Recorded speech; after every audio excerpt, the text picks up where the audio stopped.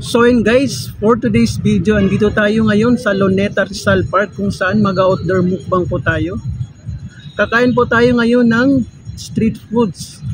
So yun guys, meron tayo dito kwek-kwek. Dalawang klase po yung kwek-kwek po natin. May maliliit tsaka merong malalaki. Tapos meron din tayong chicken ball, fish ball. Tapos meron din tayong kikiam. Tapos may mga calamares din po tayo dito at saka siomai. Dalawang flavor po yung siomai po natin. May Japanese po at saka chicken. Tapos may dynamite po tayo dito. Sinigregate ko na po siya kasi gawa po kasi ng may sauce po siya. Tapos ito po yung mga sauce po ng mga pagkain po natin.